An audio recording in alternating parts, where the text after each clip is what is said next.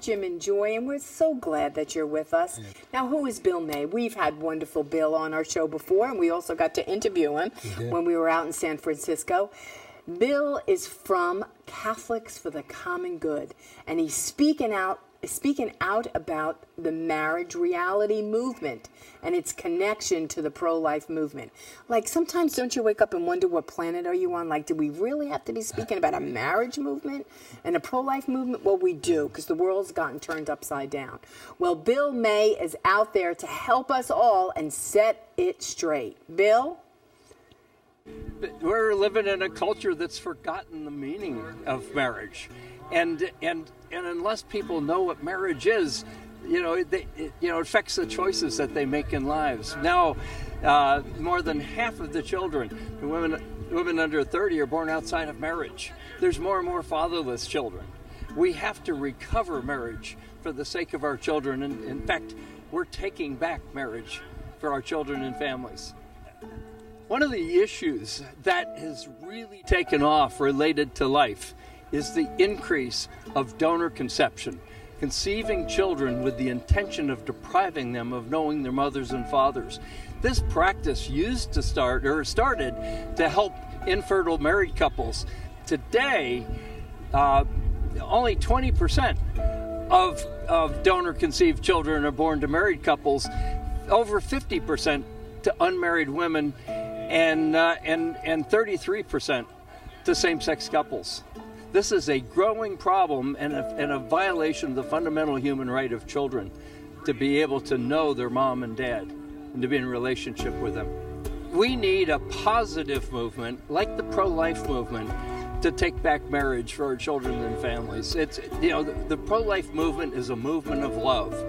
It's defined by what it's for, not what it's against. It's in solidarity with women in crisis pregnancies, in solidarity with the unborn.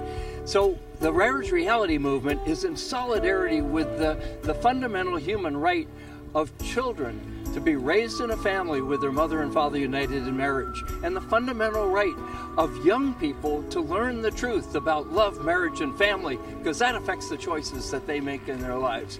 And we evaluate every law, every institution, every curriculum by how well it promotes men and women marrying before having children.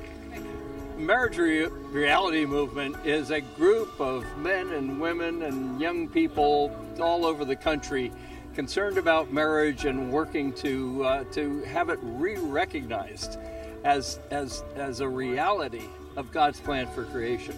Marriage is a reality. It's a universal reality of God's plan, whether you believe in God or not. We can confirm that we all have a desire to know and be connected with our mother and father. So really, our goal isn't to protect the religious liberty, well, that's important, just to protect the religious liberty of those who know the reality of marriage. We have to fight and defend the fundamental human right of children to be raised in a family with their mother and father united in marriage. Thank God for Bill May. I mean, he's so clear. His book, Getting the Marriage Conversation Right. And I love the connection that he makes.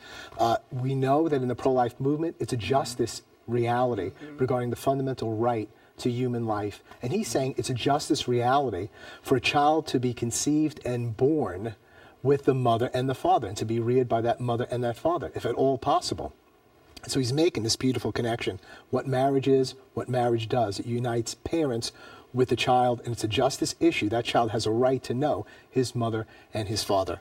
I know, and like even hearing you explain that and listening to Bill, and then we interviewed him, and you're just thinking, how necessary we need this, that we have to reset what marriage is, that we have to reset it, what a man is, what a woman is, and what children are and who they belong to.